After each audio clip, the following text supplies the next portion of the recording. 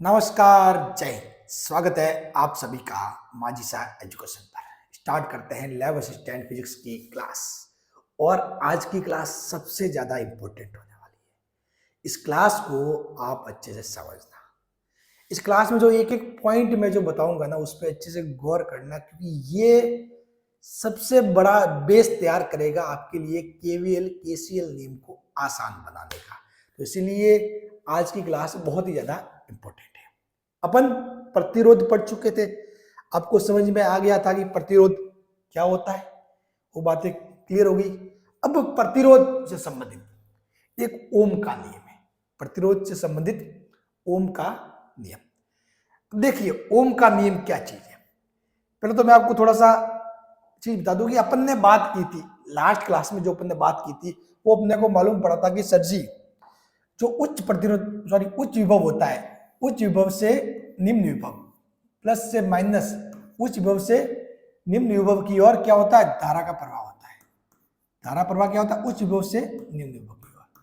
ठीक है, तो जो उच्च विभव और निम्न विभव का जो अंतर हुआ वो क्या होता है, विभवांतर। वो क्या होता है, विभवांतर। वो क्या होता है, विभवांतर। ठीक है, ये बहेगी धारा और बीच में कुछ ना कुछ प्रतिरोध होगा। भाई जहां भी धारा बहेगी और रास्ते में प्रतिरोध तो आई गई। ठीक है, तो ओम भाई साहब है, ओम साइंटिस्ट है ओम। ठीक है, जो खुद के नाम से ही उन्होंने नियम दिया ओम का नियम। इन्होंने बताया कि विभवांतर V, बहने वाली धारा I और उसके प्रतिरोध R में क्या संबंध है, उसके बारे में किसने बताया है, ओम भाई साहब ने। ठीक है, वो है ओम का नियम बस। और ओम का नियम सबसे बड़ा बेसिक। ओम के नियम जिस प्रकार, ये समझ लो कि अपने जो क्या बोलते हैं यांत्रिकी है, मैकेनिक्स है, मैकेनिक्स में न्यूटन भाई साहब है। ठीक है, जो अपनी यांत्रिकी है, मैकेनिक्स आप पढ़ते हो। ठीक है, मैकेनिक्स में जो काम न्यूटन ने किया ना, न्यूटन ने, वैसे के वैसे आपके जो विद्युतिकी, इसमें ये काम कौन कर रहा है, आपके ओम का नियम कर रहा है। ओम के नियम पे सारी चीजें टिकी हुई है, बहुत सारी चीजें। समझ गए, विद्युतिकी में इस ओम के नियम पे बहुत सारी चीजें टिकी हुई है। जिस प्रकार यांत्रिकी में न्यूटन ने नियम दिए थे, इसी प्रकार ये विद्युतिकी में ओम भाई साहब ने कुछ चीज बताई और उसी के अनुसार चीजें हो रही है। बात क्लियर। चलिए अब देखिए, तो ओम ने क्या नियम दिया कि यदि किसी चालक की भौतिक अवस्था, भौतिक अवस्था यानी कि क्या होता है, ताप, लंबाई, क्षेत्रफल, दाब, ईटी, ये सब समान रहे। यदि किसी चालक की भौतिक अवस्था समान रहे, जैसे ताप, लंबाई, क्षेत्रफल, दाब, ठीक है, तो कहने का मतलब ये है कि जो प्रतिरोध बदलना नहीं चाहिए। ठीक है, आप ताप बढ़ाओगे तो चालक का प्रतिरोध ऊपर नीचे हो जाएगा। ठीक है, फिर इसका नियम लागू नहीं होगा। ठीक है, लंबाई बढ़ाओगे तब भी जो अब कुछ था प्रतिरोध, वो बाद में कुछ और हो जाएगा। तो ताप, लंबाई, क्षेत्रफल, दाब, जिन जिन से प्रतिरोध बदल सकता है वो चीजें नियत रहनी चाहिए, वो चीजें नियत रहे। ठीक है, कहने का मतलब ये होगा।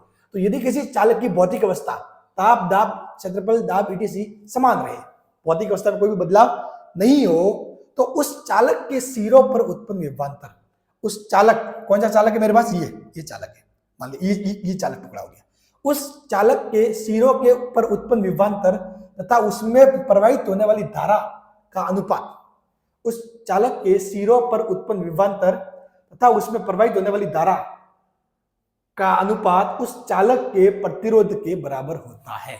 उस चालक के प्रतिरोध के बराबर होता है। कहने का मतलब ये है कि ये प्रतिरोध है, ये प्रतिरोध है R। ठीक है, ये मान लो एक पूरा चालक है, उसमें ये प्रतिरोध R अपने बीच में लगा दिया। ठीक है, और यहां से धारा क्या बह रही है, I बह रही है। V1 और V2 क्या है, इसका विभव। V1 क्या है, यहाँ का विभव। एक्चुअली ध्यान रखना, विभवांतर और विभव में फर्क आपको पता है ना।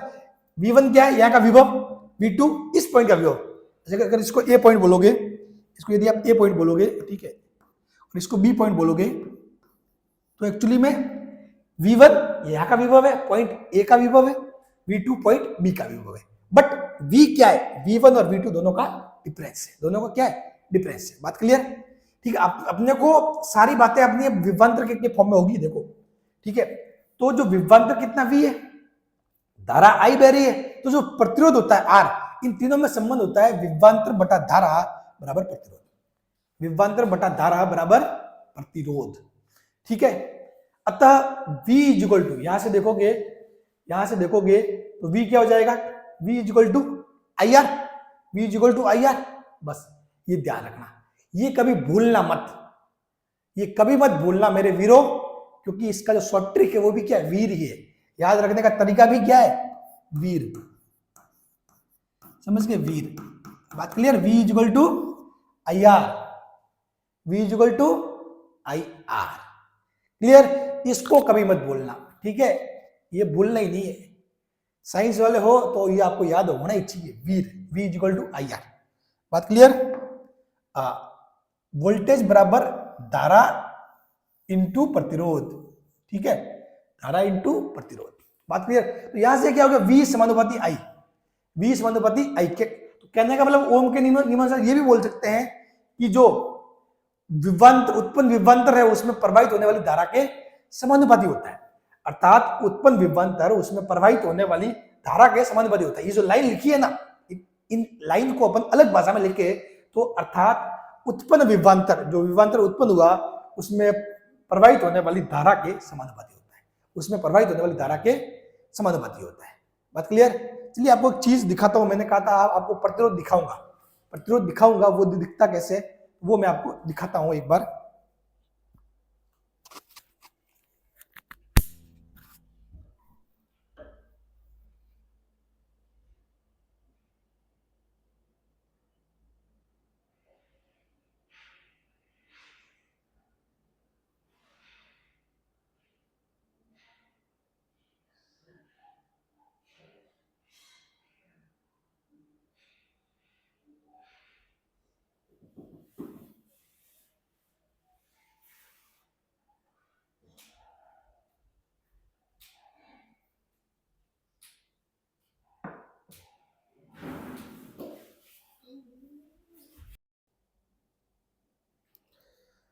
तो ये जो होता है ये एक्चुअली में होता है प्रतिरोध, जो मैं दिखाऊं आपको, ठीक है, ये प्रतिरोध होता है, ये वाला इसको बोलते हैं प्रतिरोध। ये जो पेन से मैं टच कर रहा हूं ये वाला पॉइंट, इसको बोलते हैं प्रतिरोध, ठीक है। ये मैं आपके कहां से निकाल के लाया हूं, जो ट्यूबलाइट नहीं आती अपने, ठीक है, जो एलईडी ट्यूबलाइट जो आजकल आती है, ये उसका है, ये मतलब, ठीक है, उसका ये पूरा सर्किट है, उसमें से ये प्रतिरोध होता है। ये वाला दिख रहा है ना आपको, ये क्या होता है, प्रतिरोध। बाकी बहुत सारे एलिमेंट होते हैं, कैपेसिटर, वो अपन बोलते हैं ना हिंदी में संधारित्र वगैरह, वो सारी चीजें होती है। ट्रांसफार्मर टाइप भी होता है छोटा सा, ठीक है, अप डाउन, तो वो सब कुछ चीजें होती है, ठीक है। लेकिन अभी अपने को बाकी चीजें अपने है नहीं सिलेबस में, चीजें अपने क्या है, प्रतिरोध है मेन, ये प्रतिरोध होता है, ये होता है प्रतिरोध। बात क्लियर, आप सभी को दिख गया होगा, ठीक है। तो अब देखिए ये प्रतिरोध अपन सर्किट में लगाते क्यों है, ये मैंने बताया ना, क्योंकि धारा को विरोध करने के लिए, धारा एकदम से एक साथ नहीं आ जाए, उसका विरोध करने के लिए भी अपन क्या करते हैं, प्रतिरोध लगाते हैं। तो एक बात मैं आपको बताता हूं, ये पॉइंट ए है, ये पॉइंट बी है, ठीक है। तो अपन लिखते हैं कि V1 माइनस V2 बराबर V, अपन इसको एक ऐसे भी लिख सकते हैं, इसको अपन ऐसे भी लिखा सकता है कि अगर मैं लिखूं VAB, अगर VAB बोलूं, AB यानी कि क्या हुआ, AB यानी कि होता है VA minus VB, VA minus VB यानी कि A और B के बीच का विभवांतर, A और B के बीच का विभवांतर, ठीक है, हाँ, यानी कि वो हो जाएगा V आपकी, वो क्या हो जाएगा, V हो जाएगा, V, समझ गए। VAB क्या, इन दोनों के बीच का विभवांतर, VAB लिखा तो इन दोनों के बीच का विभवांतर वो क्या हो जाएगा, V हो जाएगा। इसको ऐसे भी लिखते हैं, ठीक है। अब मैं आपको थोड़ा ये प्रतिरोध जो बीच में लगाया है उस तार का थोड़ा खेल समझाता हूं, थोड़ा सा लॉजिक है, ध्यान से समझना, ठीक है। ये क्या है, ये चालक तार है, ये क्या, चालक तार, चालक भाई, धारा अपन कौन से तार में बहाएंगे, अपन जो विद्युत परिपथ काम में लेंगे, विद्युत परिपथ काम में लेंगे तो उसमें कौन सा तार काम में लेंगे, चालक टाइप का लेंगे, ताकि धारा आसानी से बहे। लेकिन चूंकि इसका भी कुछ ना कुछ तो प्रतिरोध होगा, इसका भी कुछ ना कुछ क्या होगा, प्रतिरोध होगा, प्रतिरोध इस चालक तार का भी होगा, चालक तार का भी प्रतिरोध होगा, चालक तार का प्रतिरोध, ठीक है, वो भी कुछ ना कुछ होगा, ठीक है, बात क्लियर, ठीक है। लेकिन अपन क्या करते हैं, कुछ प्रतिरोध एक्स्ट्रा और लगाते हैं बीच में, ताकि धारा प्रवाह को रोका जाए, विरोध पैदा किया जाए, ठीक है, जो जरूरत के हिसाब से लगता है, ठीक है। तो एक्चुअली में क्या होता है, अपन जो ये चालक तार का प्रतिरोध है ना, ये एक्चुअली बहुत कम होता है, ये बहुत कम होता है, ठीक है, ये बहुत कम होता है। और जो अपन जो बाहर से लगाते हैं, बाहर से जो लगाते हैं, बाहर से जैसे मैंने लगा दिया कोई प्रतिरोध ये जो लगा होता ना उसमें बाहर वाला प्रतिरोध लगा दिया मैंने, इसका प्रतिरोध R हो गया, ठीक है। और ये चालक तार का पूरा के प्रतिरोध मैंने मान लिया यहां से लगाकर यहां तक और यहां से लगाकर यहां तक, इसका प्रतिरोध छोटा वाला R हो गया। तो एक्चुअली में होता क्या है, ये R है ना, ये जो बाहर से लगा ये बहुत बड़ा होता है इस छोटे वाले R के मुकाबले, बड़ा होता है R से, ठीक है। तो अपन जो कुल प्रतिरोध की बात करते हैं ना, तो सिर्फ इस तार के प्रतिरोध को नगण्य मान लेते हैं। अपन क्या करते हैं, तार के प्रतिरोध को नगण्य मान लेते हैं। तभी तो मैं कह रहा हूं, जब जैसे कि अपन बैटरी लगाएंगे, ये बैटरी लगाई, ठीक है, 20 वोल्ट की बैटरी लगाई, ठीक है, यहाँ ये अपन ने तार वगैरह ये काम में ले लिए, ठीक है, यहाँ अपने प्रतिरोध यहाँ लगाया, सिर्फ यहाँ लगाया, तो अपन सिर्फ इसका यदि प्रतिरोध R है तो अपन R ही लेते हैं, बाकी प्रतिरोध तो इसका भी होता है। ये तार जो जोड़ने वाला तार होता है, ये जो बैटरी और प्रतिरोध के बीच में जो जोड़ने वाला तार हुआ, वो भी तो काम का हुआ, उसका भी तो कुछ ना कुछ प्रतिरोध होगा। लेकिन इस प्रतिरोध के मुकाबले इसका जो इंटरनल प्रतिरोध है, इसका जो इंटरनल जो आंतरिक प्रतिरोध है वो बहुत कम होता है, ठीक है। तो इसलिए इन तारों के प्रतिरोध को नगण्य मान लिया जाता है, इन तारों के प्रतिरोध को नगण्य मान लिया जाता है, ठीक है ना। बात ध्यान रखना, ये वाली बात है, ठीक है। तो ये सारा है खेल। अभी अपन और समझेंगे, इस क्लास के बाद आपके कॉन्सेप्ट बहुत शानदार हो जाएंगे, मतलब बहुत सारी चीजें आपको क्लियर हो जाएगी कि आखिर में हो कैसे रहा है, धारा बह कैसे रही है, विभवांतर क्या हो रहा है, ठीक है, सारी चीजें आपकी क्लियर हो जाएगी, ये गारंटी है। चलो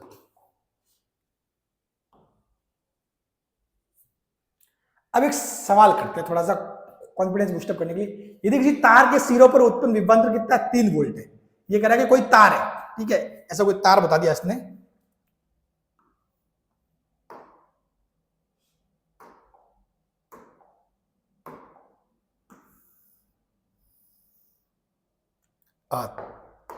तार के सिरों पर उत्पन्न विभवांतर कितना है 3 वोल्ट।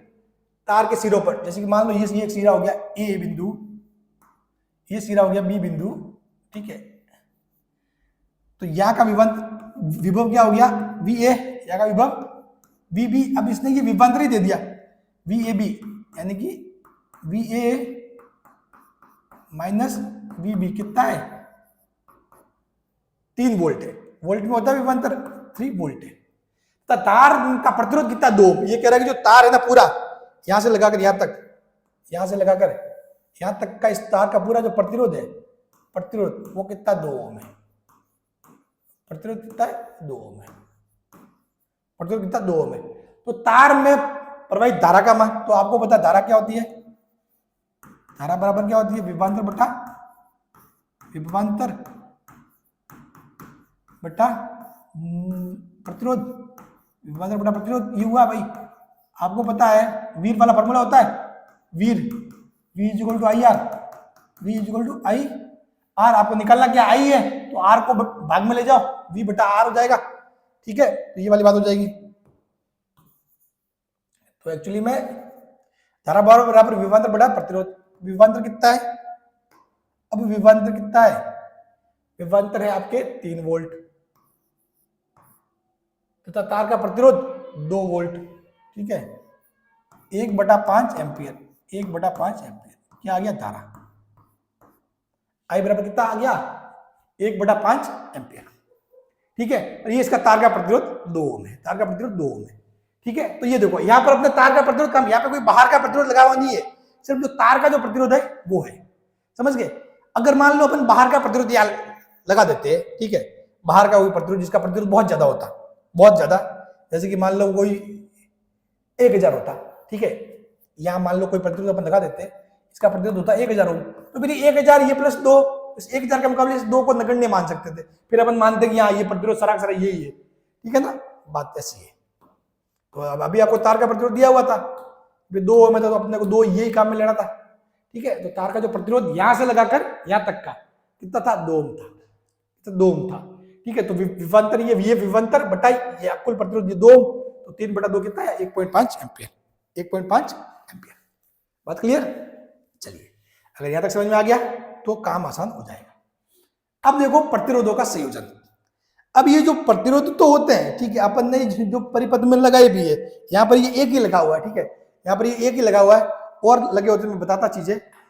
अब इन प्रतिरोधों को तार में किसी जो विद्युत परिपथ होता है, विद्युत परिपथ के अंदर, ठीक है, अपन अलग अलग स्टाइल में लगा सकते हैं, श्रेणी क्रम में भी लगा सकते हैं और समांतर क्रम में भी लगा सकते हैं, श्रेणी क्रम और समांतर क्रम में भी लगा सकते हैं, ठीक है, ताकि उससे अपन क्या करते हैं, अपने को जिस वैल्यू का प्रतिरोध चाहिए होता है वो अपने को मिल जाता है, वो अपने को मिल जाता है। वो मिलता कैसे, वो मैं बताऊंगा, ठीक है। क्योंकि अपन ऐसा तो नहीं कि भाई मान लो किसी सर्किट में अपने को 4 ओम का प्रतिरोध चाहिए, किसी सर्किट में अपने को 4 ओम का प्रतिरोध चाहिए और अपने पास 4 ओम का प्रतिरोध नहीं है, मेरे पास 2-2 ओम के 2 प्रतिरोध है, ठीक है, तो मैं क्या करूंगा, उन दो को श्रेणी क्रम में जोड़ दूंगा ताकि मेरे पास 4 ओम बन जाएगा। इस हिसाब से चीजें होती है, ठीक है। जरूरी नहीं कि जितना चाहिए उतना प्रतिरोध आपके पास हो ही, मतलब उस हिसाब से का मैन्युफैक्चरिंग किया हुआ ही हो, जरूरी नहीं होता। आपके पास कोई दूसरे मैन्युफैक्चरिंग किए हुए तो उनको इस हिसाब से सेट कर दो, श्रेणी और समांतर, जो मान आपको चाहिए वो बन जाए, जो मान आपको चाहिए वो बन जाए। तो जो प्रतिरोधों का संयोजन जोड़ने के तरीके होते हैं वो 2 होते हैं, एक तो होता है श्रेणी क्रम, एक होता है समांतर क्रम। एक तो होता है श्रेणी क्रम, एक होता है समांतर क्रम। देखो ये प्रतिरोध है, 2 प्रतिरोध मैंने लिया आपके सामने, एक तो है R1, एक है R2, एक क्या R1 है, एक क्या R2। R1 जो है वो आप देखो इसका एक सिरा A1 है, दूसरा सिरा B1 है, ये R1 प्रतिरोध, ठीक। एक R2 है, इसका एक सिरा A2 है, दूसरा सिरा B2 है। अब जोड़ने के तरीके देखो, श्रेणी क्रम, श्रेणी क्रम में कैसे जोड़ेंगे, सीधा इसका ये वाला मुंह, श्रेणी क्रम में क्या होगा, इसका ये वाला मुंह यहां जुड़ जाएगा, बस सीधा आपस में जोड़ दोगे। तो देखो क्या हुआ है, ये A1 तो था ही था R1, फिर B1 और A2 ये आपस में जुड़ गए, B1 और A2 आपस में जुड़ गए, ये R2 और लास्ट पॉइंट B2 था ही था, ठीक है, बात क्लियर। अब जैसे कि ये आपने जोड़ दिया, ये हो गया श्रेणी क्रम, ये हो गया श्रेणी क्रम। अब ये श्रेणी क्रम में आपने पूरा जोड़ा ना, इसका तुल्य प्रतिरोध बनता है, तुल्य यानी कि इन दोनों का मतलब इफेक्ट कितना हो, प्रभावी।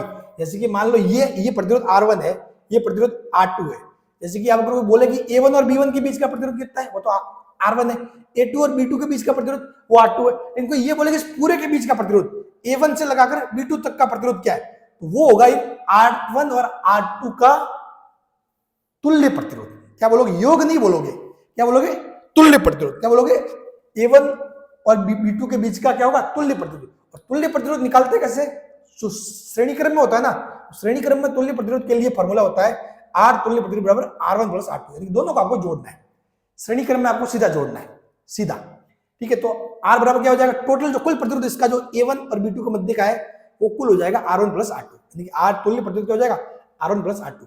ऐसे कैसे, यदि यहाँ पर कोई तीसरा और होता R3 तो आपको R3 और जोड़ देते, R5 होता तो और, यानी कि श्रेणी क्रम में आपको क्या करना है, लगातार जोड़ते जाना है, श्रेणी क्रम में आपको लगातार जोड़ते जाना है। बात क्लियर, समझ गए, ठीक है। चलो, तो ये हो गया श्रेणी क्रम। हालांकि वैसे मैं प्रतिरोधों का संयोजन वगैरह बहुत एक क्लास आएगी एक्स्ट्रा, इसमें सब कुछ मैं प्रतिरोधों के संयोजन के बारे में बताऊंगा, ठीक है। फिर होता है समांतर क्रम। फिर क्या होता है, समांतर क्रम। समांतर क्रम में कैसे होगा, अपन जैसे कि देखो ये 2 प्रतिरोध है, ये मेरे पास 2 पेन है, ये मान लो 2 प्रतिरोध। पहले तो अपन ने क्या किया, तो 2 प्रतिरोध थे, ये एक प्रतिरोध ये R1 ये R2, दोनों को ऐसे जोड़ दिया, ये हो गया R1। अब अपन क्या करें, समांतर क्रम क्या करें, कैसे जोड़ेंगे, ऐसे जोड़ेंगे इन दोनों को, एक तार यहां से लिया यहां से, एक तार यहां से लिया यहां से, समांतर में ये ऐसे आ जाएगी, समांतर हो जाएंगे, ठीक है, समांतर में ऐसे आ जाएंगे, एक तार इससे यहां से, एक तार इसका यहां से। श्रेणी क्रम में ये ऐसे जोड़ते हैं, ठीक है। तो जब समांतर क्रम में जोड़ोगे तो एक्चुअली में क्या होगा, ये A1 है ना, A1 ये आपकी जुड़ेगा सीधा A2 से, ठीक है। A1 किससे जुड़ेगा, A2 से, और B1 जुड़ेगा B2 से। A1 A2 से और B1 किससे जुड़ेगा, B2 से। बात क्लियर, देखो A1 A2 से जुड़ गया और B1 B2 से जुड़ गया, ये बन जाएगा आपके पूरा जो मामला बनेगा वो बनेगा ऐसे, समांतर क्रम। तो R1 R2 इस साइड B1 B2 पढ़ो।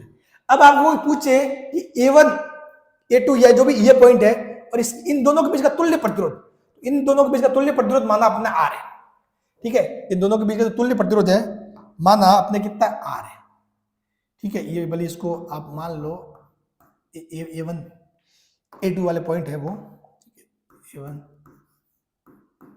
A2 और ये पॉइंट B1 B2, हाँ ठीक है।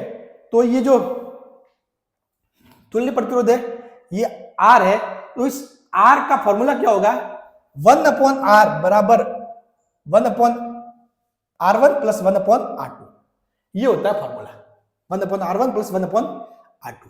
अगर यहाँ पर कोई तीसरा प्रतिरोध और लगा देता नीचे ऐसे, तीसरा ऐसे तीसरा लगता ना, मान लो ये तो 1 हो गया, ये 2 हो गया और ये तीसरा और लगता, तो एक्चुअली 1/R3 वो ऐसे हो रहा है। फिर इसको सॉल्व करके आपको इस R का मान निकालना है। वो R क्या होता है? इसका तुल्य प्रतिरोध होता है। वो R क्या होता है? इसका तुल्य प्रतिरोध होता है। बात क्लियर? ठीक है। तो ये R2 तक है तो R1 प्लस R2, तीसरा आता है R3 हो गया। यहाँ पर भी R2 तक है तो 1/R1 प्लस 1/R2, तीसरा और है तो 1/R3, चौथा और है तो 1/R4 समांतर में। ठीक है, क्लियर? चलिए अब आगे अपन जैसे सवाल करेंगे चीजें आपको समझ में आ जाएगा। एक सवाल है कि 3 ओम व 6 ओम के प्रतिरोध के संयोजन का तुल्य प्रतिरोध क्या होगा यदि श्रेणी क्रम में जोड़े। पहले कह रहा है कि 3 ओम और 6 ओम को क्या कर रहा है? श्रेणी क्रम में जोड़ रहा है। किसमें जोड़ रहा है? श्रेणी क्रम में। तो श्रेणी क्रम में जोड़ेगा,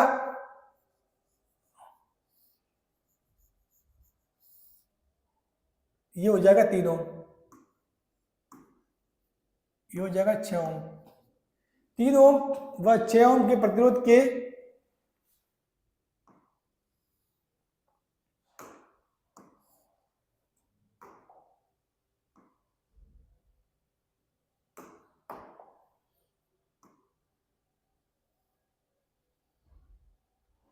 तीन ओम व 6 ओम के प्रतिरोध के संयोजन का तुल्य प्रतिरोध क्या होगा यदि श्रेणी क्रम में जोड़े। पहले आप किसमें जोड़े? श्रेणी क्रम में। माना श्रेणी क्रम में जोड़ते इसका जो तुल्य प्रतिरोध है वो क्या बन जाता है? R बन जाता है। भाई इसका जो तुल्य दोनों का तुल्य क्या बनती है? R। तो अपने को पता है R वो क्या होगा? R एक्चुअली में होगा तुल्य प्रतिरोध। R क्या होता है? ये वाला और ये वाला दोनों को जोड़ना है। 3 + 6 बराबर 9 ओम। 3 + 6 बराबर 9 ओम। ठीक है, बात क्लियर? चलो, और समांतर क्रम में, समांतर क्रम में क्या होगा? समांतर क्रम में क्या होगा? समांतर क्रम में आपको बताइए फॉर्मूला। समांतर क्रम में जोड़ना मतलब ये ऐसे जोड़ना है। ठीक है, समांतर क्रम में कैसे जोड़ना है? ऐसे एक 3 ओम का लगा दिया, दूसरा क्या 6 ओम है, ये 6 ओम है। ठीक है, ये कोई तार जोड़ने वाला है। ठीक है, तो अब आपसे कोई पूछे कि इन दो पॉइंट, इन दो तार, ठीक है, इन दो पॉइंट, जैसे कि इसको ये बोल दिया और इसको बी, तो इसके बीच का जो तुल्य प्रतिरोध होगा, इसके बीच का तुल्य प्रतिरोध अपन ने मान लिया इसका R है। तुल्य प्रतिरोध कितना बन रहा है? R बन रहा है ए और बी का। ठीक है, ए और बी के बीच का तुल्य प्रतिरोध R बन रहा है। तो आपको पता फॉर्मूला क्या होता है? फॉर्मूला होता है 1/R बराबर 1/R1 प्लस 1/R2, यानी कि 1/3 प्लस 1/6, 1/3 प्लस 1/6। तो यहां से देखो क्या आ जाएगा, ये ले लो, एलसीएम लोगों तो कितना 6, 3 दूनी 6, 2 आ जाएगा ऊपर और 6 का 6 बार 1, एलसीएम लेना तो आता है ना, एलसीएम लेके सॉल्व करना। ठीक है, 1/R बराबर कितना हो जाएगा? 3/6, ये हो जाएगा 1/2। भाई 1/R बराबर 1/2, अतः R बराबर कितना हो जाएगा? 2। R बराबर 2, R बराबर कितना हो जाएगा? 2। ठीक है, अब वैसे कि हालांकि इस टाइप में जो 2 ओम्स वाला होना उसमें एक शॉर्ट ट्रिक भी है, थोड़ा जल्दी करने के लिए। आपको पता है कि भाई 1/R बराबर क्या होता है? आपको एक तरीका पता होगा कि भाई 1/R बराबर होता है एक्चुअली में 1/R1 प्लस 1/R2। जब आप इसका एलसीएम लेके सॉल्व करोगे ना तो एक्चुअली में ऐसे आता है 1/R, नीचे ये हो जाएगा R1 R2 और ऊपर आ जाता है R1 प्लस R2। यहां से आप इसको उल्टा करोगे तो R एक्चुअली में आ जाता है R1 R2 ऊपर बट्टे नीचे R1 प्लस R2। ठीक है, तो यहां से ये देखोगे चीजें, यहां से ये देखोगे चीजें तो 1/R दिख रहा है ना। चलो ठीक है, 1/, यहां से R क्या आ जाएगा? R बराबर आ जाएगा R1 R2 बट्टा R1 प्लस R2। ये तो थोड़ा फास्ट में, जब 2 का हो ना, यानी कि 6 × 3 18 बट्टा 6 + 3 9, 18/9 2 आ गया। सो इसी शॉर्ट ट्रिक से सॉल्व करने का तरीका क्या हो गया? 6 × 3 बट्टा 6 + 3, यानी कि 18/9, 18/9 कितना गया? 2 ओम आ गया। कितना गया? 2 ओम आ गया। ये वही चीज है, ये शॉर्ट ट्रिक वाले मेथड से समझ गए? किस हिसाब से आप कर सकते हो, बात क्लियर? बाकी जो अगर 3 और 4 होते तो फिर उसी हिसाब से सिंपल करना है, बाकी 2 साथ में हो तो इस तरीके से आप कर सकते हो। ठीक है, अब जैसे कि ये इस फॉर्म में, तो जैसे कि 2 है, मान लो 2 प्रतिरोध, एक मान लो ये भी 6 है, ये भी 6 है, तो इसका जो तुल्य होगा ना वो हो जाएगा 3 आधा।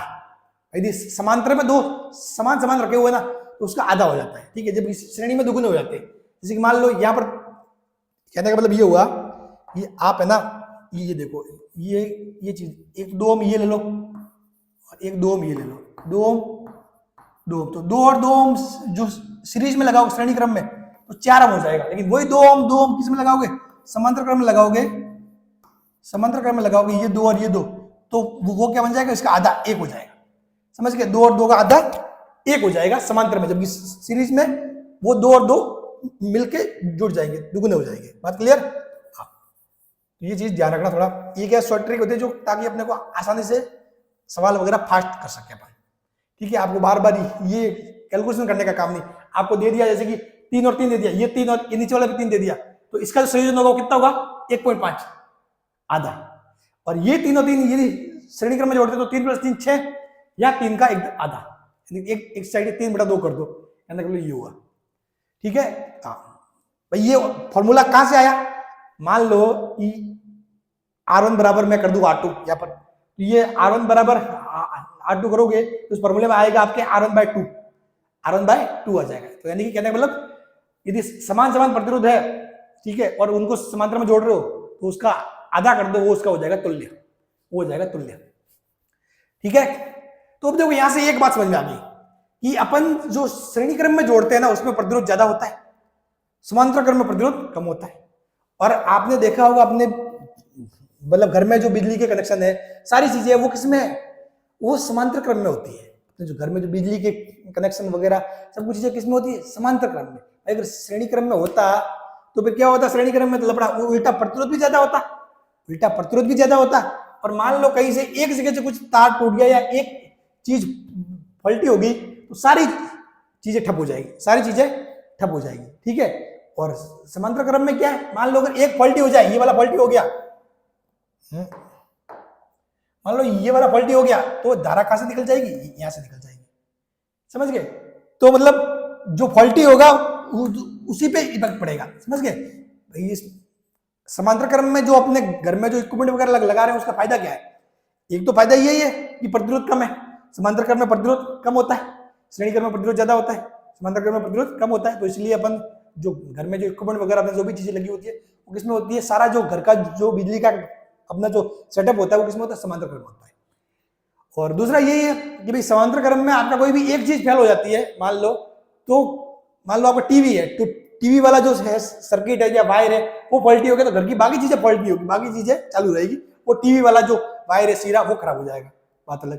नहीं तो अगर श्रेणी क्रम में होगा ना, तो अगर टीवी वाले के पास कुछ हुआ है तो वहां से अगर वो चीजें होगी कट, तो फिर वो तो सीरीज में होगा, सभी जगह हो जाएगा, कट हो जाएगा। समझ के, पूरा रास्ता ही बदल जाएगा।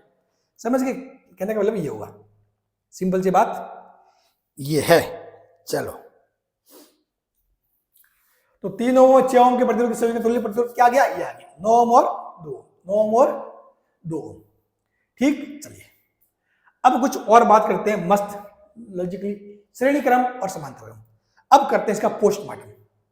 पोस्टमार्टम बड़ी ढंग का होगा, ध्यान से देखना। ठीक है, बहुत अच्छा वाला पोस्टमार्टम है। ठीक है, ये कह रहा है श्रेणी क्रम में 3 ओम और 6 ओम मैंने सेम टू सेम लगा दिए।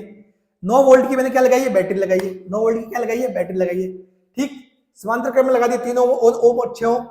यहां पर भी मैंने क्या किया, 9 वोल्ट की बैटरी, यहां पर भी 9 वोल्ट की बैटरी, यहां पर भी कितनी है, 9 की है ना, 9/3। एक मिनट,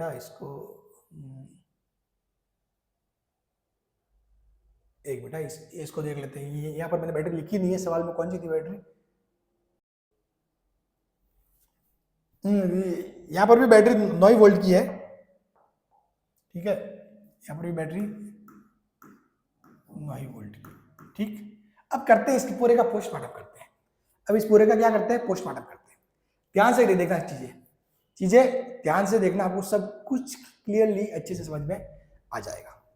ठीक, ये देखो, ये 3 ओम दिया हुआ है, 6 ओम दिया हुआ है, 9 वोल्ट की बैटरी दी हुई है। अब आप डायरेक्टली तो निकाल नहीं सकते, डायरेक्टली मैं पूछूंगी इससे धारा क्या निकल रही है, निकालने से पहले तो क्या करोगे आप, इस प्रतिरोध का ये जो आपके जो परिपथ है, इसको क्या बोलते हैं, पूरे को परिपथ, इसको क्या बोलते हैं, परिपथ। इसको, इस पूरे को जो प्रतिरोध और बैटरी और सब कुछ मिलकर बने होते हैं ना, उसको बोलते हैं परिपथ। लिख देना साइड में, ठीक है। तो पहले तो अपन क्या करेंगे, तुल्य प्रतिरोध निकालेंगे। इसका तुल्य प्रतिरोध निकालोगे तो तुल्य प्रतिरोध क्या आएगा, इसका जो तुल्य प्रतिरोध आएगा वो 3 और 6 का कितना आएगा, 9। 3 और 6 का कितना आएगा, 9 आएगा। 3 और 6 का कितना आएगा, 9। ठीक, बात क्लियर। 3 और 6 का आएगा 9 ओम, 9 ओम तुल्य प्रतिरोध, ठीक है। यही 9 वोल्ट की यहाँ पे बैटरी है, यही 9 वोल्ट की बैटरी है, ठीक है। तो देखो यहां से अब आपके पास 9 वोल्ट विभवांतर। अब देखो विभवांतर कितना है, यहां पे बैटरी का काम क्या है, विभवांतर उत्पन्न करना। अब मैं लॉजिक बता रहा हूं, अच्छे से समझना। बैटरी का काम क्या है, विभवांतर उत्पन्न करना। तो बैटरी का मान लो ये वाला सिरा, ये पॉइंट और ये पॉइंट, इन दोनों के बीच का क्या विभवांतर कितना है, ये कितना है विभवांतर, विभवांतर हो गया आपके 9 वोल्ट। मान लो इसको आप ए पॉइंट मान लो, और यहाँ का जो विभव है वो कितना वी है, और यहाँ का विभव कितना वीबी है, यहाँ का विभव कितना है वीबी, ठीक है। तो आप ये वीबी एक्चुअली यहां तक हो सकता है आपके, अगर आप देखोगे ना तो यहाँ पर भी वीबी होगा, यहाँ पर वीबी वीबी, क्योंकि यहाँ बीच में कोई प्रतिरोध नहीं है। हालांकि ये तार है अपन मान रहे, लेकिन ये अपन यही मान के चल रहे कि ये जो तार है अपन ने जो लगाया है इसका प्रतिरोध नगण्य है, कोई प्रतिरोध नहीं होगा तो विभव का पतन नहीं होगा, ठीक है। तो ये वी बी ठेठ ये वाला V A B V B है ना, तो एक्चुअली पूरा पूरा यहाँ पे आ जाएगा, ये पूरा पूरा विभवांतर यहाँ मिल जाएगा इसको, ठीक है। वी ए, अगर बीच में कोई दूसरी चीज होती, अगर इस यहां से लगा कर यहाँ तक बीच में कोई दूसरा और प्रतिरोध होगा या और कोई चीज होती तो फिर ये सेम नहीं होती, ठीक है। बात क्लियर। तो अब देखो, अब ये पूरा का पूरा 9 volt V A V B यहाँ का क्या मिल गया, यहाँ मिल गया इसको, तो यहाँ मिल गया तो साफ बात है धारा निकाल सकते हो। धारा क्या जाएगी, 9/9 1 एम्पियर, 9/9 1 एम्पियर, समझ गए। ये पूरा का पूरा जो 9 वोल्ट है, पूरा का पूरा 9 वोल्ट विभवांतर, इसको ये मिल गया यहाँ पर, पूरा का पूरा विभवांतर 9 वोल्ट बैटरी का यहाँ मिल गया, ठीक है। और इस 9 वोल्ट ने 9 ओम के प्रतिरोध से 1 ओम की धारा बहा दी। ध्यान से सुनना, ठीक है। अगर कोई लाइन समझ में नहीं आए तो वीडियो को वापस देख लेना, ठीक है। हाँ, तो अब यहां से समझ में आ गया कि सर जी 1 एम्पीयर की धारा बह रही है। धारा तो बह रही है सर, धारा का तो चलो कोई मामला नहीं, तो धारा एक्चुअली में क्या होगी, धारा आपके यहां जो देखोगे तो ये यहां से जो निकली है ना, ये 1 एम्पीयर धारा हमेशा जब बैटरी ऊर्जा देगी, बैटरी जब ऊर्जा दे रही है तो इस बैटरी के पॉजिटिव पॉइंट से धारा बाहर निकलेगी, यहां घुसेगी आई, फिर यहां आएगी, फिर ये वापस यहां बाहर निकलेगी और वापस यहां एंट्री मार जाएगी, ठीक है। आई बराबर कितना, 1 एम्पीयर, और ये कितना सभी जगह 1 एम्पीयर, कितना ये 1 एम्पीयर, ये 1 एम्पीयर, कितना ये 1 एम्पीयर, ठीक है। बात क्लियर। ये पूरा पूरा सभी जगह 1 ही है, ठीक है। आई ये वही है 1 एम्पीयर, बात क्लियर। ये हो गया। अब आपको एक बात समझिए, 9 वोल्ट की बैटरी है, यहां से भी धारा आई जा रही है, क्योंकि धारा देखो, धारा जो यहां से जो 1 एम्पीयर 3 ओम जा रही है 1 एम्पीयर, ठीक है, होगी वो 1 एम्पीयर यहां पर भी होगी, सॉरी 1 एम्पीयर 1 ओम लिख दिया मैंने, ये क्या, ये 1 एम्पीयर यहां पर भी होगी, यहां पर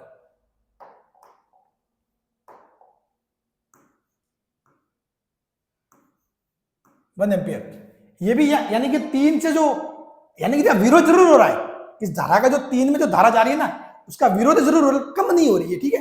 1 यहां से जा रही है और 1 जो बैटरी से जितनी निकली है ना उतनी घूम के बैटरी में वापस आएगी, गारंटी है, ये गारंटी है। धारा अपना एक चक्कर हमेशा पूरा करती है, धारा अपना क्या एक चक्कर हमेशा पूरा करती है। धारा जिस पॉइंट से स्टार्ट हुई है वापस घूम के उसको वहां जाना है। अगर उसको पूर्ण पात नहीं मिला, उसको बंद परिपथ नहीं, आपने पता कि धारा कहां बहती है, बंद परिपथ में बहती है। पूरा जो बंद परिपथ नहीं बना तो धारा नहीं बहेगी। जब भी अपना वायर कटा हुआ होता है तो क्या धारा आसमान में उड़ के जाती है कहीं, क्या नहीं जाती। वायर कट मतलब उसमें धारा नहीं आएगी, ठीक है। आप जैसे ही करते हो उसको टच करते हो खुले वायर को, तो क्या होता है, आपने टच किया, फिर आपका बॉडी एक वायर बन गया और फिर आप जमीन से टच हो गए तो धारा को फिर से वो पाथ मिल गया, समझ गए। हाँ, नहीं तो अगर आप अगर नॉर्मली अगर जमीन के कांटेक्ट में नहीं हो और किसी वायर को वो कर दो टच, तो आपको कुछ नहीं होगा। हालांकि एक्सपेरिमेंट मत करना, ठीक है, ध्यान रखना। कहीं ऐसा नहीं हो कि मेरा नाम अजय, कुछ गलती तुम कर दो, ठीक है ना। हाँ, क्योंकि धारा को पूरा पाथ मिलेगा ना, तो जाके ही वो धारा पूरी फ्लो होगी। ठीक है, क्लियर। चलो, तो यहां से ये बात समझ में आ गई भाई, 9 वोल्ट से 1 एम्पीयर बह रही है। अब सर जी ये 9 वोल्ट मिला है और जिसको 9 ओम को मिला है, तो 9 ओम एक्चुअली में क्या है, 3 ओम और 6 ओम का तुल्य है। तो ये जो 9 वोल्ट है वो आपस में कैसे बट रहा होगा, 9 वोल्ट है वो आपस में कैसे बट रहा होगा, इसको देखते हैं। तो देखो ये जो क्या है, ये प्रतिरोध कितना है, 3 है, इससे धारा कितनी जा रही है, आई। तो यहां का जो विभवांतर होगा, यहां का जो विभवांतर होगा V1, वो एक्चुअली में क्या हो जाएगा, 3 वोल्ट। 3 वोल्ट कहां से आ गया, 1 into 3, V is equal to I. अगर मेरे को यहां का भी निकालना विभवांतर, ये वाला विभवांतर इन दोनों पॉइंट के बीच का, V2 वो कितना हो जाएगा, 6 इंटू 1, 6 वोल्ट। समझ गए। और ये जो 3 वोल्ट और 6 वोल्ट दोनों मिलके पूरा क्या बना रहे हैं, 9 वोल्ट बना रहे हैं। पूरा क्या बना रहे हैं, 9 वोल्ट बना रहे हैं। बात क्लियर। तो कहने का मतलब ये हुआ कि जो ये परिपथ में धारा बह रही है, तो जो श्रेणी क्रम में क्या होगा, धारा का मान हमेशा समान होता है। श्रेणी क्रम में धारा का मान हमेशा समान होता है। ठीक है, देखो श्रेणी क्रम में धारा का मान हमेशा समान होता है।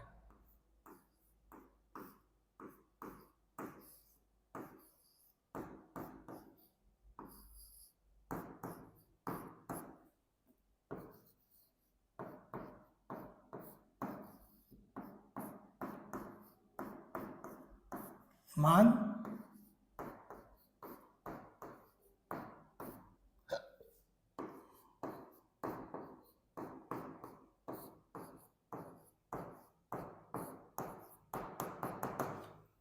तो श्रेणी क्रम में क्या होता है, हमेशा धारा का मान समान होता है। विभवांतर समान हो या नहीं हो जरूरी नहीं है।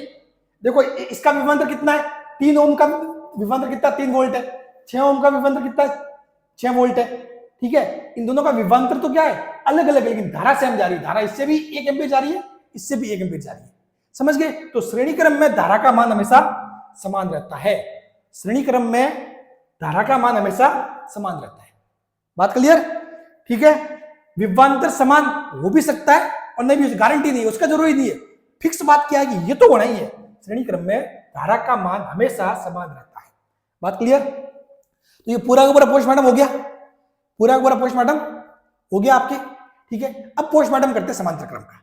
अब किसका करते हैं, समांतर क्रम का। तो अब देखो समांतर क्रम की बातें करते हैं। समांतर क्रम में क्या आपने, ये 3 ओम और 3 ओम 6 ओम, इन दोनों का जो बनेगा तुल्य वो कितना आ जाएगा, 2 ओम आ जाएगा। ठीक है, ये 9 वोल्ट की बैटरी है, ये 9 वोल्ट की बैटरी है ही है। अब देखो यहां से क्या हो जाएगा भाई, यहां से जो आई है, ये जो आई ये कितना आ जाएगा, आई बराबर 9/2, 9/2 आएगा, 9/2 4.5 एम्पियर, 4.5 एम्पियर। ठीक है, विभवांतर बटा प्रतिरोध ये हो जाएगा, 4.5 एम्पियर आ जाएगा। तो अब देखो ये आई इस पूरे में से जाएगी, ये आई 4.5 एम्पियर। ठीक है, वापिस यहां से बाहर निकलेगी आई, और ये वापस आगे इसमें घुस जाएगी। ये पूरा ऐसे होगा, पूरा ऐसे होगा। ठीक है, कहने का मतलब ये हुआ कि ये जो आई है वो यहाँ पे घुसी है, ये 2 ओम में नहीं घुस गए भाई। 2 ओम तो इसका तुल्य अपने निकाला है, आखिर में 2 है क्या, 3 और 6 का समांतर क्रम संयोजन है। तो ये एक्चुअली जो आई जो गई है वो यहां से गई है, यहां से बाहर निकली है। ठीक है, तो यानी कि कहने का मतलब ये हुआ, ये जो आई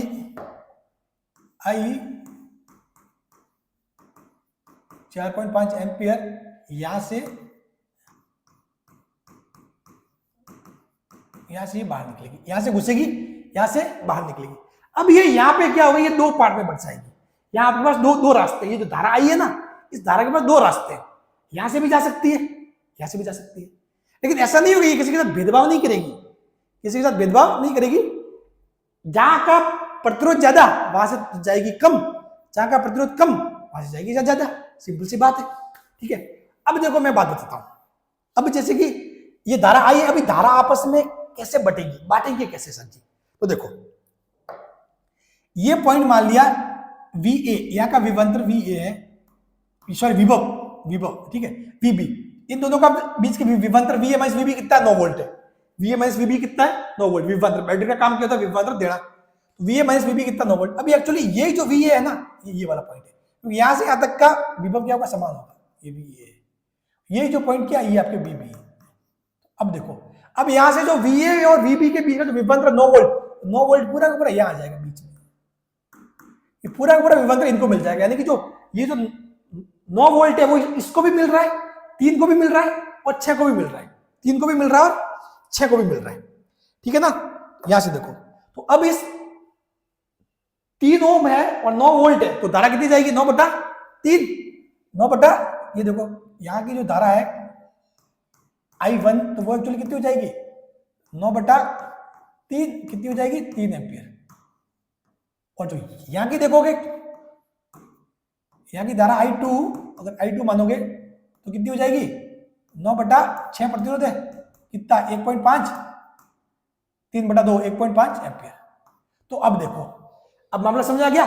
तो 4.5 धारा आई थी, वो एक्चुअली में क्या हुआ, 4.5 पार्ट में 1.5 तो यहां गई और 3 गई यहां पर, समझ गए, ये आपस में बट गई और वापिस यहां आके वापिस मिल गई, यहां मिल गई, वापिस इन्होंने 4.5 बना दिया और वापिस इस बैटरी में चली गई, समझ गए। तो यहां से जितनी निकली थी 4.5 निकली थी, तो यहां गई, आपस में बटी, वापिस आगे। तो खेल समझ में आ गया। चीज क्या हो रही है, चीज यहां पर ये हो रही है कि यहां एक पॉइंट लिखोगे कि समांतर क्रम में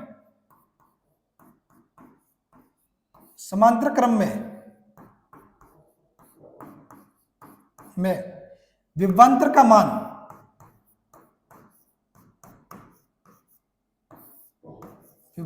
मान हमेशा समान रहता है।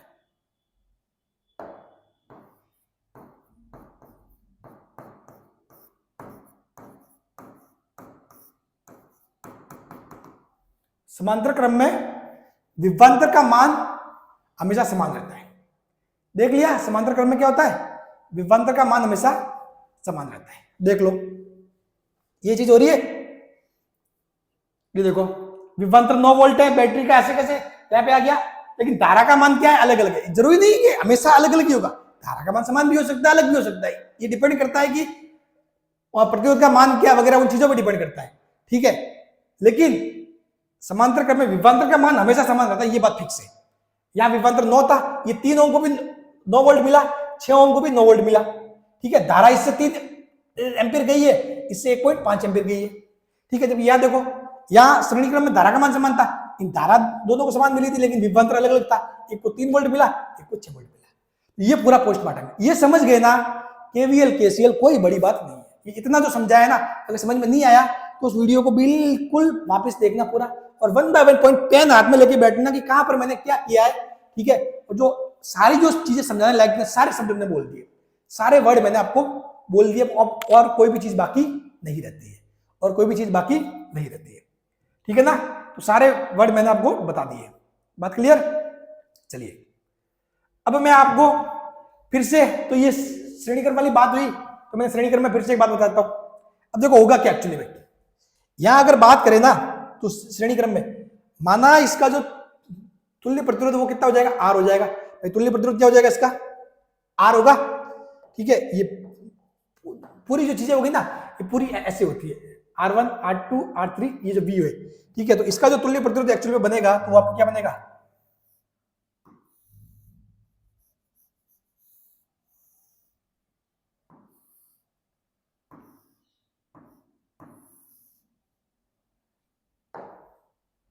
ये तुल्य प्रतिरोध R हो जाएगा, और ये V वोल्ट की बैटरी हो जाएगी। तो यही देखो, ये प्लस माइनस, और यहां से ये धारा बहेगी, ठीक है। यहां से ये धारा वापस घूम के वापस इसमें आ जाएगी। तो ये I बराबर क्या हो जाएगा आपके, V/R। I बराबर क्या हो जाएगा, V/R। I बराबर क्या हो जाएगा, V/R। यानी कि जो I जो धारा बहेगी वो कहां से निकलेगी, यहां से निकलेगी, यहां से निकलेगी, यहां से आई ये निकलेगी, क्योंकि श्रेणी क्रम में क्या होता है, धारा का मान समान रहता है, ठीक है, धारा का मान समान रहता है। अभी विभवांतर क्या हो जाएगा, आपस में बढ़ जाएगा, विभवांतर क्या हो जाएगा, आपस में बढ़ जाएगा, इसको मिलेगा V1, इसको मिलेगा V2, इसको मिलेगा V3, इसको मिलेगा V3। तो अब देखो V, कुल V ये किसके बराबर होगा, ये जो ये V है ये दोनों तीनों का योग होगा, V यानी कि V बराबर क्या हो जाएगा, V1 plus V2 plus V3। ठीक, अब देखो V क्या है, V की जगह क्या लिख सकते हो, आया V एक्चुअली में क्या है, ये वाला V क्या है पूरा, ये वाला V जो पूरा जो ये वाला V है वो क्या I इंटू R, तो जहां पे R क्या तुल्य प्रतिरोध है, R क्या तुल्य प्रतिरोध, ठीक है, तो V की जगह क्या लिख सकते हैं, IR। देखो V1 लिखोगे तो V1 क्या आ जाएगा, IR1, V1 IR1, V2 लिखोगे IR2 और V3 लिखोगे तो IR3, IR3। अब यहां से तीनों में सभी में से I बाहर ले सकते हो, I बाहर ले लोगे, IR और यहां I बाहर ले लिया, R1 R2 और R3, यहां I से I कैंसल, अतः R बराबर क्या आ जाएगा, R बराबर आ जाएगा R1 plus R2 plus R3। यानी कि बात आपको समझ में आ गई, बात यह है कि जो तुल्य प्रतिरोध का जो फॉर्मूला आपने जो आया था वो कैसे आया मालूम पड़ा, तुल्य प्रतिरोध का फॉर्मूला ऐसे आ गया, समझ गए, इसीलिए तुल्य प्रतिरोध R बराबर R1 plus R2 plus R3 होता है। जो तुल्य प्रतिरोध है इस पूरे का तुल्य प्रतिरोध जो R है वो देखो R1 plus R2 plus R3, ये अपने फॉर्मूला सिद्ध कर दिया, ठीक है। ऐसे कैसे अपन समांतर क्रम के लिए भी करते हैं, ठीक है, समांतर क्रम के लिए भी करते हैं। समांतर क्रम में क्या होगा भाई, समांतर क्रम में अपन ने मान लिया, समांतर क्रम में मान लिया, ठीक है, इस समांतर क्रम में क्या होगा, इसका कुछ ना कुछ बनेगा तुल्य, मान लो तुल्य वाला डायग्राम बनाते हैं अपन, इस पूरे का तुल्य प्रतिरोध मान लिया अपन ने, इन तीनों का मिलकर कितना बन रहा है, R बन रहा है, R बन रहा है, यह कोई बैटरी लगी हुई है, ठीक है, ये बैटरी लगी हुई है 20 वोल्ट की, ठीक है। अब देखो धारा कितनी बहेगी, I और यहां से बाहर निकलेगी, तो I बराबर क्या हो जाएगा, I बराबर हो जाएगा V अपॉन R, I बराबर हो जाएगा V अपॉन R, ठीक है। तो अब देखो ये जो I है वो कहां जा रही है, यहां जा रही है, ये इसमें घुस रही है और यहां से बाहर निकली, कहने का मतलब ये हुआ, ये जो R में नहीं घुस के इस R1 R2 और R3 के संयोजन में घुस रही है, ये R में नहीं घुस के कहां घुस रही है, R1 R2 और R3 के संयोजन में, ये आई। अब देखो ये आपस में बढ़ जाएगी, यहां से निकलेगी I1, यहां से निकलेगी I2, ठीक है, और यहां से निकलेगी I3, यहां से निकलेगी I3। तो अब अपने को क्या करना है, ये जो पूरा बांटना है, पूरा का पूरा बांटना। तो एक्चुअली में आपको पता है जो I है, I एक्चुअली में क्या हो जाएगा टोटल, अगर लिखोगे आप तो I इज इक्वल टू क्या हो जाएगा, I1 plus I2 plus I3, क्योंकि विभवांतर तो समान रहेगा, ये वाला जो विभवांतर V है V R3 के लिए भी होगा, V R2 के लिए भी होगा और V R1 के लिए भी होगा, इन सभी का विभवांतर तो क्या है, समान है, विभवांतर क्या हो जाएगा, ये समान ही रहेगा विभवांतर, तो इन सभी के अक्रॉस जो V है तो ये विभवांतर V ही रहेगा इस पॉइंट और इस पॉइंट के मध्य तक, ठीक है। धारा इसमें बढ़ जाएगी, वहां पर विभवांतर बढ़ा था, यहां पर धारा बढ़ जाएगी, I1 I2 I3। तो अब देखो लिखो, ये I की जगह क्या लिखोगे, V बटा R, I की जगह लिख दिया आपने V बटा R, I1 है, इसकी जगह क्या लिखोगे, V बटा R1, V बटा R1, V बटा I2 की जगह V बटा R2 और I3 की जगह V बटा R3। ये सभी का V वो आपस में हो जाएगा कैंसल, ये हो जाएगा भाई V बाहर ले लो, 1 अपन R1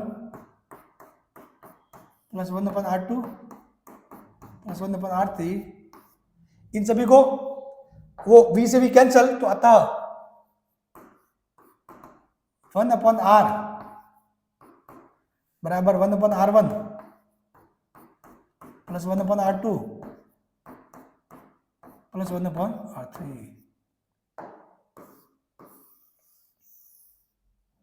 ये हो गए तुल्य प्रतिरोध। ये फॉर्मूला था अपने, समझ गए? तो ये चीज समझ गए, ये तुल्य प्रतिरोध का फॉर्मूला कैसे आया, कहां से आया, बात क्लियर?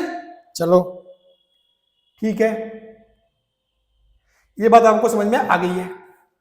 अब कुछ इंपॉर्टेंट पॉइंट है, देखो प्रतिरोध में धारा उच्च विभव से निम्न विभव की तरफ प्रवाहित होती है। ठीक है, प्रतिरोध में धारा देखा आपने, कहां से कहां होगी, उच्च विभव से निम्न विभव। प्रतिरोध में धारा उच्च विभव प्लस से निम्न विभव की तरफ प्रवाहित होती है। देखो ये जो पॉइंट है ना, ये सारी चीजें देखो, इनमें जैसे ये प्रतिरोध वाला पॉइंट, ये 9 वोल्ट है, तो 9 वोल्ट वाला ये पॉइंट क्या, उच्च विभव, ये उच्च विभव हुआ।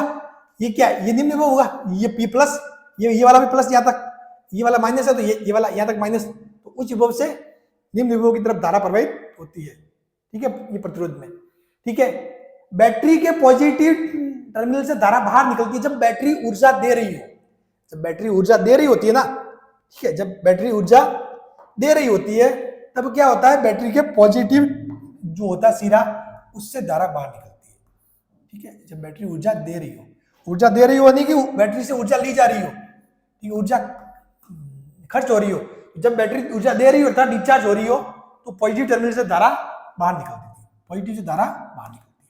और नॉर्मली अपन क्या करेंगे, बैटरी से ऊर्जा लेंगे ही, ठीक है, लेकिन एक कंडीशन और होती है, जब बैटरी ऊर्जा ले रही हो, बैटरी जब ऊर्जा ले रही हो ना, तब क्या होता है, बैटरी के माइनस टर्मिनल से धारा बाहर निकलती है।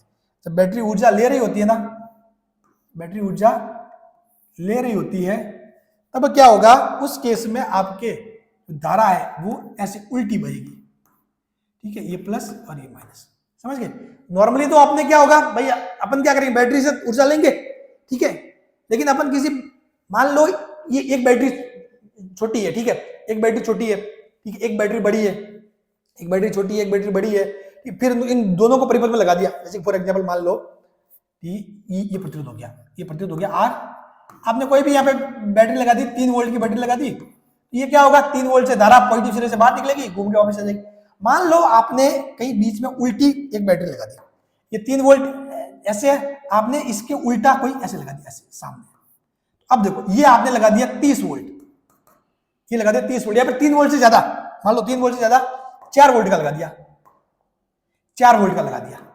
तो अब देखो ये वाली तो क्या करेगी बेचारी, ये चाहेगी कि धारा कहां से बाहर निकले, यहां से, और ये बड़ी है तो इसके भी पॉजिटिव सिरे से बाहर निकलेगी, तो धारा आखिर में जाएगी कहां, धारा एक्चुअली में क्या होगा, जो सबसे बड़ी होगी उसी के सिरे के हिसाब से होगी। कहने का मतलब ये होगा, इनका जो योग होगा ना, वो क्या बन जाएगा, 4 वोल्ट माइनस 3 वोल्ट, 1 वोल्ट की बैटरी बन जाएगी, तो दोनों का संयोजन होके, दोनों का संयोजन होके 1 वोल्ट की बैटरी बन जाएगी। तो उस स्थिति में क्या होगा कि 4 वोल्ट से तो धारा बाहर निकलेगी और इसमें घुसेगी और फिर घूमेगी ऐसे, फिर ऐसे घूमेगी धारा। उस केस में क्या होगा, ये 4 वोल्ट की तो ऊर्जा देगी, 4 वोल्ट की तो ऊर्जा दे रही है, तो पॉजिटिव सिरे से धारा बाहर निकल रही है, जबकि 3 वोल्ट क्या हो रही है, चार्ज हो रही है, उसमें धारा जा रही है, समझ गए? तो जब बैटरी ऊर्जा ले रही होती है तब नेगेटिव सिरे से धारा बाहर निकलती है।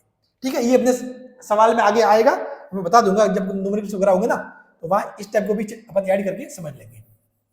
ठीक है, फिर चौथा पॉइंट, समांतर क्रम में विभवांतर का मान समान रहता है, ठीक है, और श्रेणी क्रम में धारा का मान समान होता है। बात क्लियर? ये आज की क्लास बहुत ज्यादा इंपॉर्टेंट थी, इसको एक बार तो जरूर देखा है, मैं चाहूंगा उसको 2 बार देखो, 3 बार देखो, आज के सवाल के सारे, तो आज की क्लास के सारे कॉन्सेप्ट आपके क्लियर होने चाहिए। ठीक है, चलिए मिलते हैं अगली क्लास में, थैंक यू सो मच।